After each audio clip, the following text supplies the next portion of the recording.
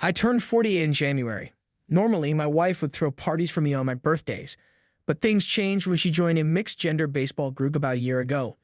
It led to problems in our marriage. My wife is 42, and I initially thought she might be going through a midlife crisis. She gained weight during the COVID lockdown while working from home despite trying to stay fit with exercise and dieting. This affected her emotionally. When our kids moved out, it was mostly just my wife and me at home.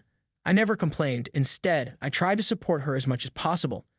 I knew that getting older comes with changes, and I've never been in great shape myself.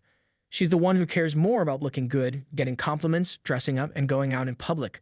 Her job in marketing makes her really conscious about her image and how she comes across to others.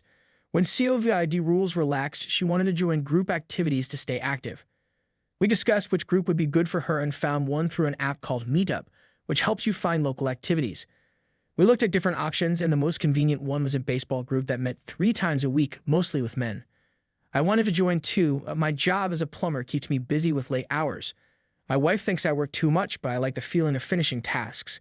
I used to run my own plumbing business, but it got too overwhelming, so now I work for a friend who suits me better. When my wife started playing the baseball group, I remember her first game. She was really tired and sore afterward. I had to help her relax by massaging her feet and thighs. She liked the game a lot and kept talking about a guy named Craig after a few weeks. She told me about a guy named Craig who she said was the top player but also very controlling and unpleasant. She didn't like him at all. According to her, he flirted with women, was rude, and gossiped about his ex-wife, even though no one knew her. He had been divorced several times and loved muscle cars. As she played more games, she complained that Craig smoked a lot and would invite people to join him after the games. It seemed like some of these adults were acting like teenagers. Despite my wife getting fitter from the games, she still had problems with Craig. Her new concern was that Craig not only smoked, but was also involved in dealing drugs. He would get people addicted to his samples and turn them into customers, making money by selling marijuana and working as a mechanic.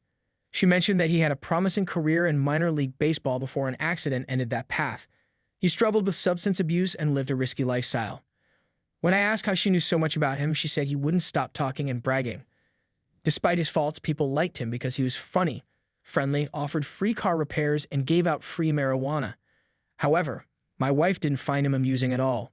One night, my wife came home smelling like marijuana after a game. When I asked, she said she was with her teammates who were smoking, so it made sense.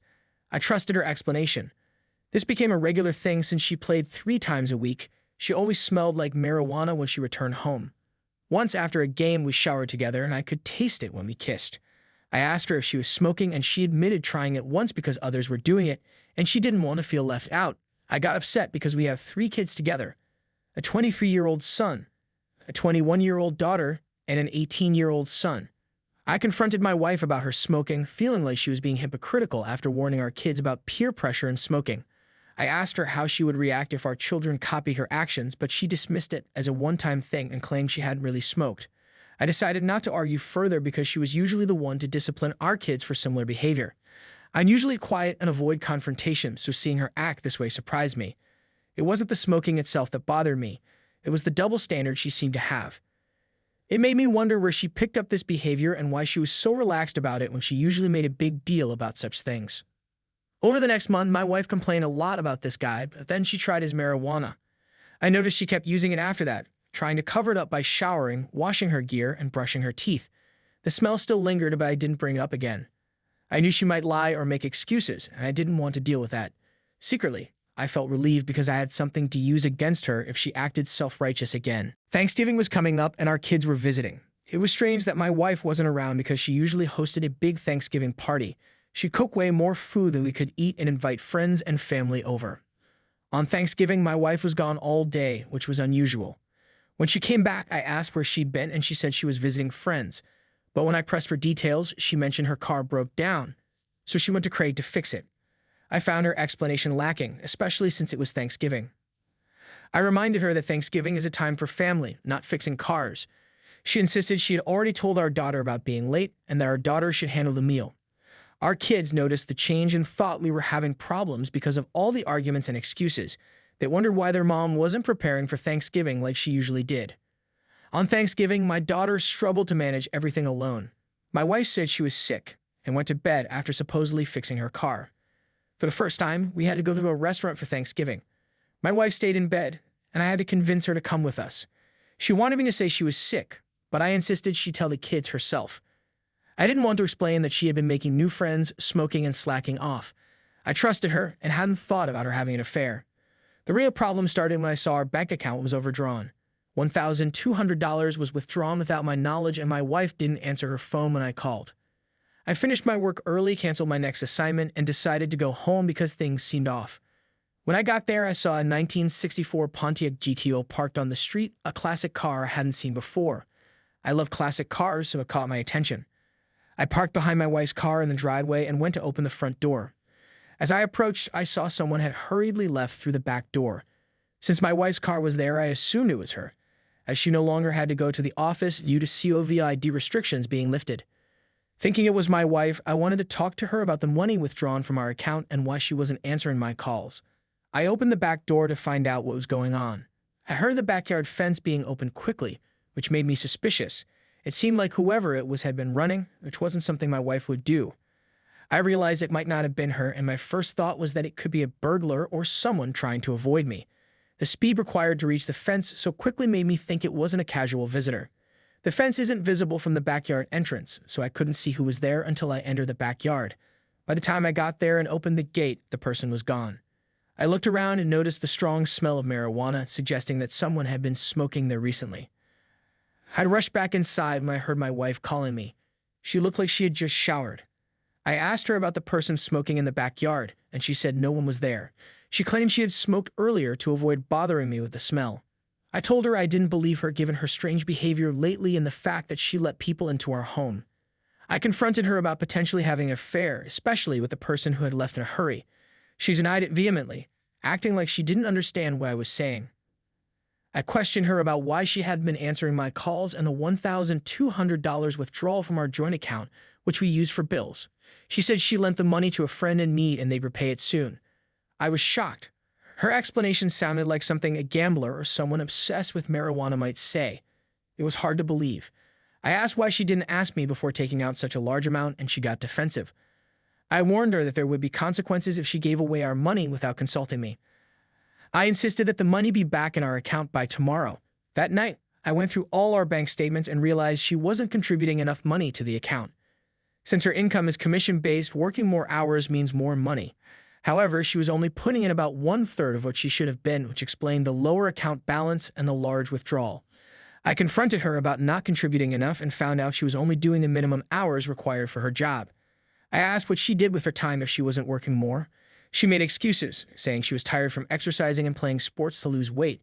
She argued that since the kids were gone, we didn't need as much money. I told her that if she wanted to work less, she needed to stop giving our money to her friends and spending time with her marijuana-using friends. I also insisted she quit the sport. I gave her an ultimatum: our marriage or her activities. She reacted strongly to this. She responded with insults, calling me insecure and questioning my masculinity. I warned her that if she kept playing and didn't change, it could lead to the end of our long marriage. She got angry, thinking it was trivial and suggesting I seek help for being emotional and immature. I told her she had changed drastically since starting the baseball game and hanging out with new friends. She wasn't taking care of the house like before, barely working, and seemed more focused on recreational activities.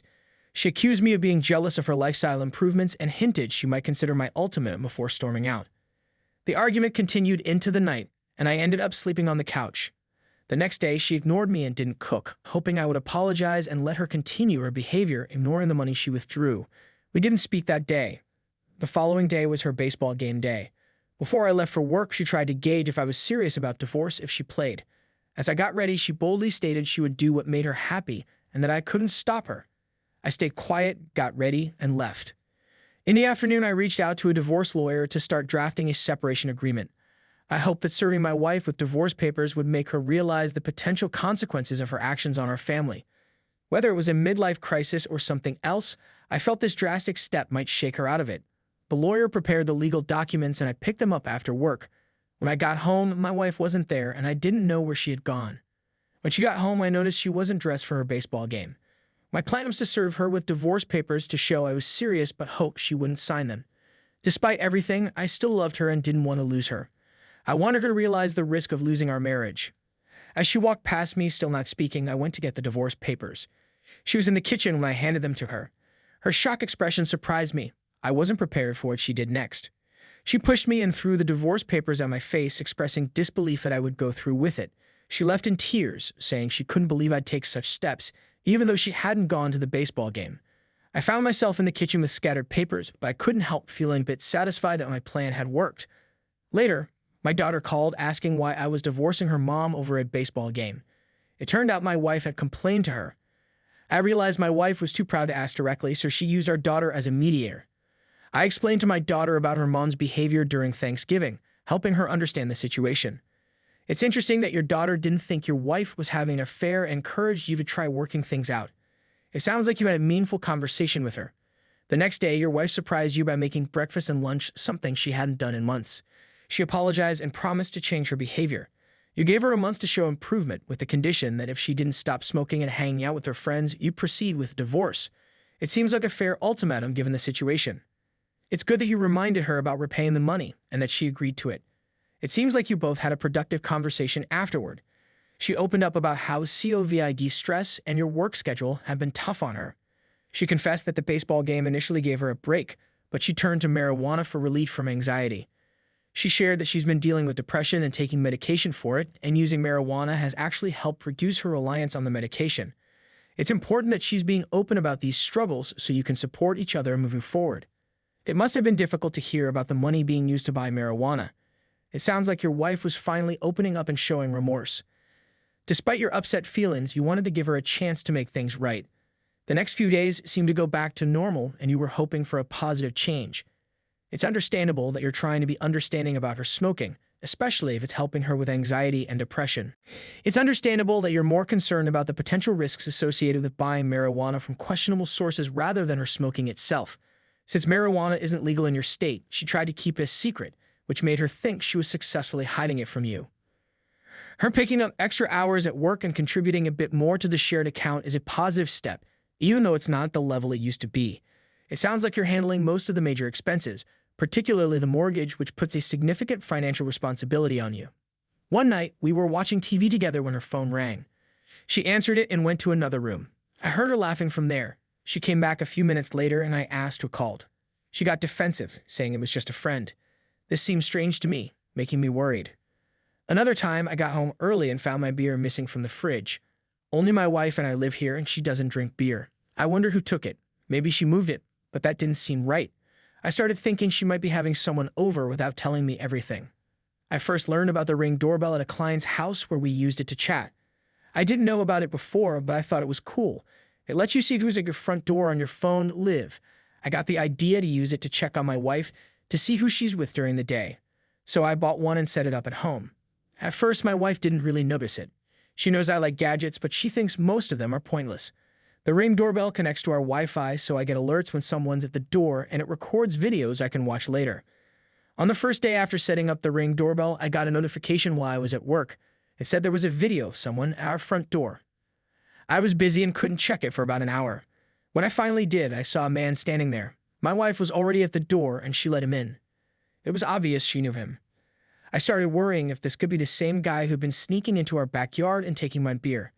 Maybe he was Craig, the one giving marijuana to my wife, or even someone she was having an affair with. I quickly checked the live camera feed and saw that the man was still inside our house. He hadn't left yet. I was half an hour away from home and still had work to do. I told the client I had to leave and hurried back home as fast as I could. The man had been in my house for over an hour, and I kept an eye on the Ring camera on my phone as I drove. But the video kept freezing, so I decided to focus on driving instead. When I got home, only my wife's car was in the driveway. I rushed inside, straight to the main bedroom. It was empty, the bed was messy, and the air felt thick. I couldn't tell if it was from my wife's shower or just the room being stuffy. My wife wasn't in the bedroom, and neither was the man. I checked the closet and under the bed, but they weren't there either. Just then, I heard the backyard door open, so I rushed downstairs to see who it was, thinking the guy might be trying to escape like he did before. When I was halfway down the stairs, my wife came out of her home office downstairs near the kitchen. She looked shocked, like she'd seen a ghost. She was only wearing a white robe and asked why I was home early and why I seemed so anxious. I had to calm down, not wanting to show that I suspected a man had been in our house, possibly involved with my wife, and that I almost caught them. It hit me that I just missed them. I decided not to confront her because I knew she would deny everything, even if I showed her the Ring footage of him coming in. Instead, I thought it would be better to wait and catch them in the act. From the look on her face, I could tell she sensed something wasn't right, but she couldn't figure out why I was acting strangely or why I wasn't confronting her.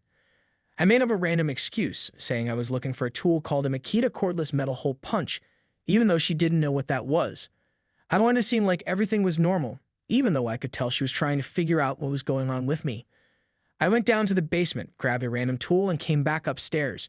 She was still standing there, looking like she was in shock and couldn't move. I went up to her, kissed her on the cheek like I usually do, and even though I noticed she had been smoking recently, I acted like everything was normal. I asked her why she was acting strangely and if she was okay. She said yes and walked me to the door. As I headed towards the driveway, I couldn't stop wondering how this guy managed to be with my wife and slip away without me noticing. I thought this might have been the second time he'd been with her, and I just missed catching him. I started to worry that he might still be hiding in the house, so I decided to check the ring footage to see if he left. My wife was still standing at the door when I got to my car, just staring at me. I tried to act normal, but once I sat in my work van, I felt frozen. I knew she was watching me, so I sat in my car pretending to look at paperwork while checking my phone to see if he'd left. He had indeed left before I got home. I had missed him again. As I reviewed the ring footage, my phone rang. It was my friend, the person I worked for, asking why I left the client's place without finishing the job, as the client was complaining. I was working on a bathroom renovation for the client and thought about calling it a day, but I knew it would cause a hassle for another plumber to pick up where I left off, so I decided to go back to work and finish the job. It was hard to focus, though. Even though plumbing came naturally to me, my mind kept going back to the confusing idea that my wife would risk our 22-year marriage for a guy selling MJ and some fun. I couldn't understand how she went from being a polite wife with strong values to using MJ regularly, despite promising to stop. After I finished work that day, I couldn't face going home, so I sat in my van trying to figure out what to do next. I ended up going to a local bar, even though I'm not much of a drinker, just to be around people. I'd ordered some beer and sat at the bar, lost in thought. I got the idea to buy a video recorder and GPS for my wife's car, so I could keep track of where she goes. I went to an electronics store nearby, but they didn't have any good GPS or hidden cameras, so I'd ordered one online using my phone. But I did manage to buy 2 voice-activated recorders, which I planned to put in our bedroom and my wife's home office. When I got home, my wife had cooked my favorite meal, something she used to do when she felt guilty about something. I stayed calm and acted like everything was normal. Later, I went upstairs to take a shower and join her for dinner. I mentioned that it was unusual for her to cook, and she tried to say she always did. We both laughed it off. I tried to hide my hurt and anger towards my wife, but after dinner, I couldn't hold it in anymore. Instead of confronting her, I decided to take the dog for a walk. I told my wife I was going out. Walking helped clear my head. I thought about telling our daughter about her mom's affair, but I didn't want to involve her and risk my plans to catch my wife. I needed more evidence, even though I already had some. I saw her affair partner on my Ring camera, a tall, skinny guy with brown hair. I knew his face well. I just wanted to confirm everything before making any moves. When I got back home, my wife was already asleep. I didn't want to sleep in the same bed where she might have been with her affair partner just hours ago. But sleeping in the guest room might make her suspicious, so I decided to tough it out and sleep next to her that night. I had a hard time sleeping. I woke up in the middle of the night and installed the voice-activated recorder in her office and our bedroom. The next morning, she woke up before me and made breakfast like nothing had happened. It was easier for me to pretend this time compared to the previous day. At work that day, I couldn't help but keep checking my Ring camera even though I had set up notifications for any motion. My wife only left the house to go grocery shopping as she called me to let me know and came back with bags. The next 2 days were quiet, she hardly went out, and I started to wonder if something was wrong or if she had figured out I was watching her with the Ring camera. On the 3rd evening, since I saw the stranger at our door, I got the voice-activated recorder and went to my car to listen to the recordings. It was clear that my wife had been talking to this guy named Craig for hours. He was part of her baseball group. From their conversations, it seemed like she wasn't going to the games anymore, but she had gotten close to him. He was asking when he could come over, but my wife was worried because I unexpectedly came home once, making her nervous about being intimate at our house. They couldn't be intimate at his place because he had a girlfriend and 3 kids, and he didn't want to pay for a hotel. He suggested meeting in a parking lot, but my wife said no. She had a clear boundary. Parking lot was too much for her. He then suggested she come to his workplace, where they had been intimate before, but she was worried about his business partner. Apparently, during Thanksgiving, she went to his shop and his partner caught them. He co-owns a mechanic shop with his partner, and his partner didn't like them using the workplace for that, Still, he really wanted my wife to visit his workplace, even if it hurt their business relationship, just for intimacy with a married woman. From their conversation, it seemed like my wife was getting MJ in exchange for intimacy or at least a discount. That's what I gathered from what they were talking about. Lying in bed, I thought about what to do next and how to move forward. I was worried that my plan had failed because my wife might have become suspicious, which could have ruined my chance to confront her on D-Day. The next morning, while I was showering, I thought about finding my wife's MJ stash. I knew she was smoking every day and trying to hide the smell from me with peppermint and mouthwash. I suspected my wife might be relying on MJ as a way to cope, especially since she wasn't taking her medication. My plan was to find her stash and get rid of it, so she'd have to ask her friend for more. The tricky part was finding it without her knowing. She was home all day except for a couple of hours when she went out. It seemed like I have to search the house thoroughly, but then I remembered that my daughter would be visiting for the weekend to see her mom. They usually spend the whole day at her mom's place in the countryside, giving me plenty of time to search the house. This visit wasn't out of the ordinary since they went there about once a month. I had already returned the voice recorder to her office. The rest of the week went by without much happening, and I looked forward to when my daughter would visit. She asked about her mom, and I told her everything was fine. I didn't tell her anything else because I was worried she might accidentally tell my wife. My daughter isn't great at keeping secrets. On Friday, the GPS and hidden camera I ordered arrived. On Saturday morning, my wife and daughter went to visit her mother. With them out of the house, I had the chance to listen to the voice-activated recorder in my wife's office. It confirmed my suspicions about the guy in her life, indicating he was a dealer, possibly selling more than just MJ. However, I couldn't tell if my wife was using anything more than cannabis. From the recordings, I learned that the guy used to play minor league baseball and was on track to go pro until an accident led to an addiction to painkillers. This was his downfall.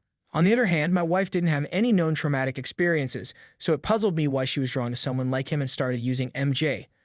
Her upbringing had been fairly normal, and her recent revelation about depression caught me off guard. Maybe it was because she spent a lot of time at home, possibly leading to weight gain.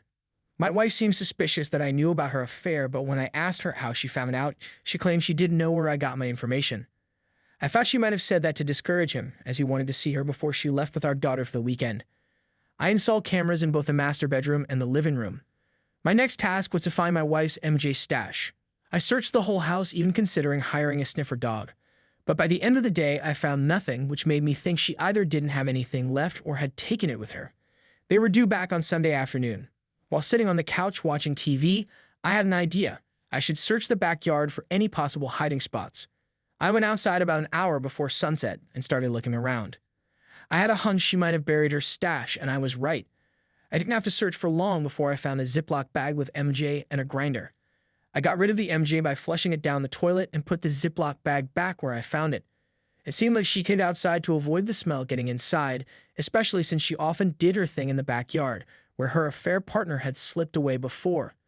I decided to move the camera from the living room to the backyard. I wanted to hide it so it wouldn't stand out too much. After setting it up, I tested it, and it worked well. This made me feel better because now I could keep an eye on what was happening in my house without my wife knowing. My next step is to put the GPS in her car when she gets back from her visit to her mother's. After my wife came back home on Sunday evening and went to bed, I quietly put the GPS device in her car. The next morning, my daughter left to go back to her own place, and while I was at work, I contacted the divorce lawyer who had helped us with our separation agreement before. I explained everything to him, including my wife's affair. I asked the lawyer how I could use the recorded evidence to my advantage, but he told me that it wouldn't have much impact on our divorce case. Our state follows a no-fault divorce system, which means we can only say we have irreconcilable differences as the reason for our divorce. My wife can't be punished for her affair by a judge. The lawyer said he'd have the divorce paperwork ready the next day. I also talked to my friend, the one I work for, about what was going on. He understood that I might have to leave work suddenly because the camera was linked to my phone, letting me keep an eye on my wife while I was at work. On that day, I saw my wife in the backyard looking for her MJ. She seemed really frustrated, but eventually went back inside. I kept my phone close, ready to get an alert if she invited him over again. But instead of that, she got in her car and drove off. Since I had the GPS in her car, I could track where she went. She drove to a place I didn't recognize and stayed there for about 30 minutes before coming back home. I marked the location so I could look into it more later and find out where she went. I felt a bit let down that things didn't happen as I had hoped, but having the GPS in her car gave me some insight into her activities. When she got back home, she went to the backyard, smoked some MJ, and hid the rest in the same spot. This confirmed my suspicion that she went to meet him to get more. Jumping ahead 3 days, I've been getting all my documents together. Besides the shared account, which doesn't have much money, and the house, which we already paid off, there's not much else to divide except for our retirement savings. She has about $45,000 in her 401k, while I have around $870,000 in my Roth account. It's likely she'll try to claim a portion of my Roth account. According to my lawyer, some of my retirement savings will have to be shared with her because of how long we've been married. But she doesn't know how much is in my Roth account because she's never been involved in retirement planning. I've always handled the finances and made the money, while she mainly focused on spending. I had to convince her to open a 401k account 9 years ago, and she only made small contributions. Most of the savings are essentially extra money, and she hasn't taken advantage of it. She's relied on me even though she's complained that I work too much or don't take enough time off. The truth is, we plan to retire early, which is why I've worked so hard. Now that our kids are grown, we want to move to South America and enjoy the rest of our lives together. It's frustrating to see that she seems to have given up on our marriage and is now having an affair. It feels like she's about to take half of the hard work and dedication I've put in over the years. My attorney explained that usually, the longer the marriage, the more likely it is that retirement accounts will be divided fairly evenly. I refuse to let my hard-earned assets slip away. I've been a devoted and caring husband, working tirelessly to provide for my family and ensure my wife's happiness. Despite my efforts, she chose to have a romantic relationship with another man. From what I've heard in the voice recordings, I don't believe she plans to leave me for him. It seems she's simply enjoying the excitement of a fling. I don't think she's ready to give up the stable life she has with me for an uncertain relationship with him, but she's enjoying the thrill of it. She even laughed about it on the recordings. He's tried to persuade her to leave me, even though he himself has a girlfriend and young children. Listening to the recordings from the voice-activated recorder is tough, especially hearing the things she's saying about me. But it's important for me to uncover the truth and understand her feelings towards me. She's called me boring and unadventurous, criticized our intimate life, and suggested I don't measure up to him, even calling me a 5-minute man, which isn't true. I think she said those things to make him feel better about himself. He's only 32, younger than I thought at first, maybe because the baseball group was mostly made up of older guys as I assumed. He often compliments her, which probably boosts her confidence. It's not uncommon for younger men to focus on middle-aged women with self-esteem issues, finding it easier to have intimate relationships with them. Using his license plate, I found out where he lives and did some surveillance by driving past his house a few times to keep an eye on him. During these observations, I saw his girlfriend and their 3 young children, all under 10 years old. One night, while my wife and I were in bed, she initiated intimacy. I can't remember the last time this happened, but I told her I was too tired for it. She got upset because we hadn't been intimate for weeks. My reluctance to be close to her stemmed from knowing about her ongoing affair.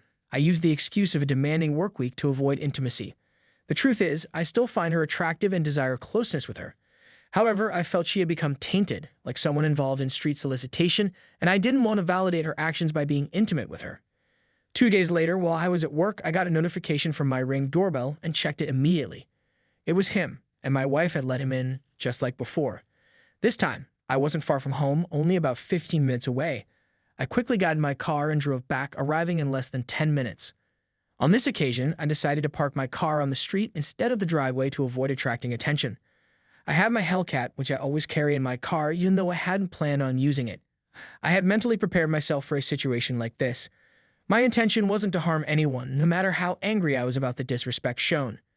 However, I brought my personal protection because he's involved in dealing and I wasn't sure what he might do.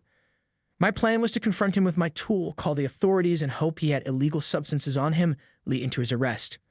I made sure my phone was set to record, hanging it in my left shirt pocket to capture audio without needing to hold it. To avoid using the front door, I decided to enter through the backyard fence, thinking it might be his escape route. It had been about 20 minutes since I got the Ring notification on my phone. I carefully slid the bolt of the wooden fence gate latch to open it from the outside, all while keeping my camera in my left pocket still recording. As I entered through the backyard door into the kitchen, I held my keys in my right hand and my Hellcat in my left. Both the backyard and kitchen doors were wide open. There in my living room, I found my wife and the person she was involved with, both naked, engaging in an intimate act on the living room couch. Because of the open floor plan, I could see the living room from where I stood in the kitchen. I dropped my keys on the floor to free up both hands to hold my Hellcat.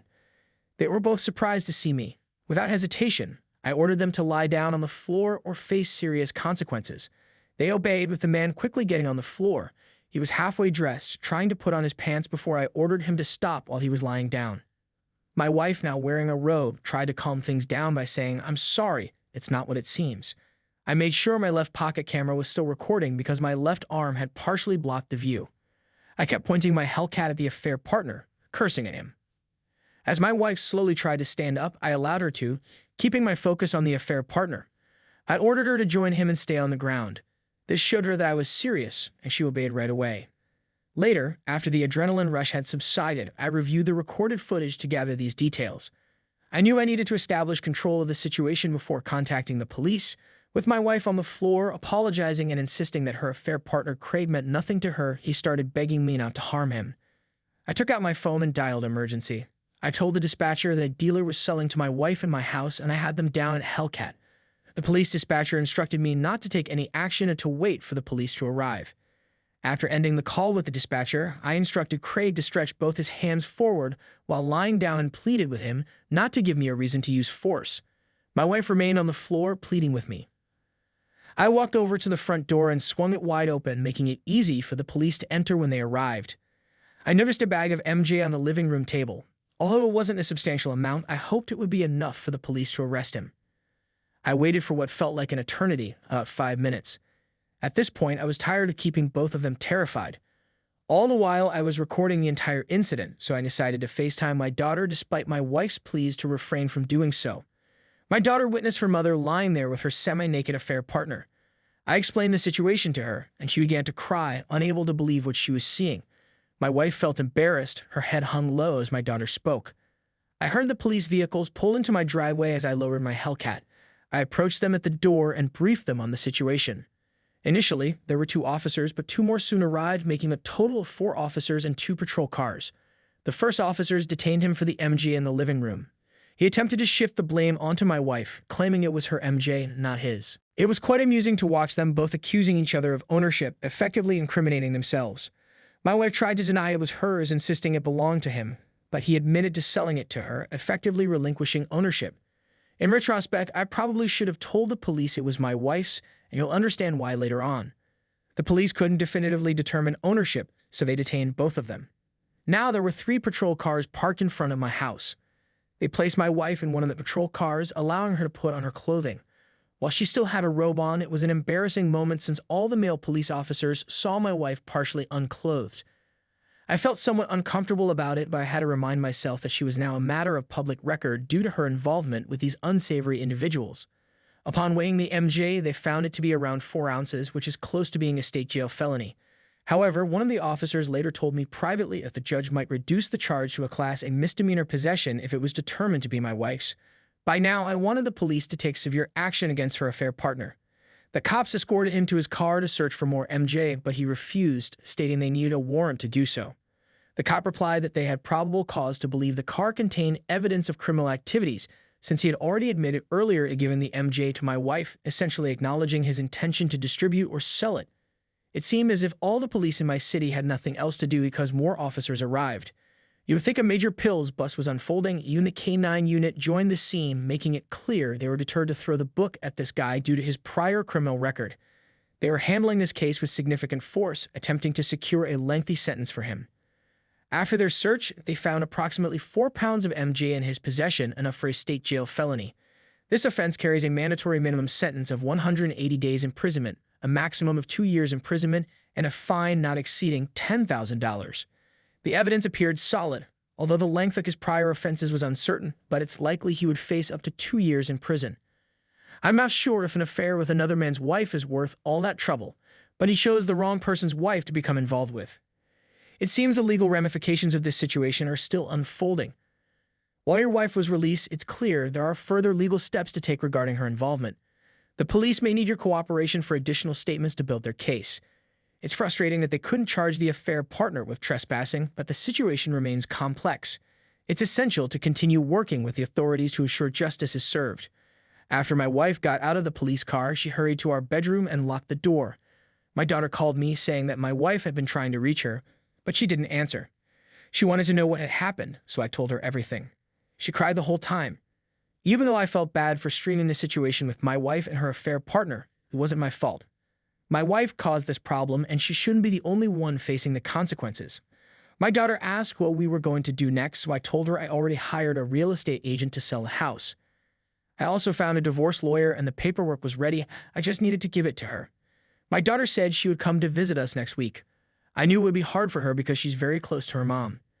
That evening, I was filled with mixed feelings about what had happened, and my wife stayed locked in the room. I felt really sad seeing our 22 years of marriage seemingly falling apart. There were no winners in this situation, and it wasn't how I imagined our relationship ending. Just 2 years ago, my wife and I were exploring South America, dreaming of buying a house there.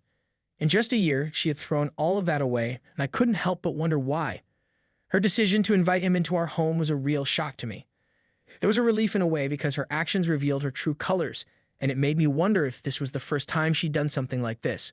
Who knows if he's the only one she's been involved with. That evening, I went to a local bar with a friend to have some drinks and chat. We avoided talking about my wife and what happened earlier, trying to distract ourselves from the situation. While we were there, my eldest son called. He had heard about everything from his sister and wanted to apologize for his mother's actions. He said he was ready to support whatever decision I made and understood how tough this situation was for everyone. I felt proud of him. It showed how much he had matured. He also has a serious girlfriend now, and they've moved in together. It used to be me giving him relationship advice, but now I felt like I was the one who needed guidance. I decided to sleep in a separate room to avoid seeing my wife that night. The next day, I talked to my youngest son about what happened and also opened up to my friend who offered his support.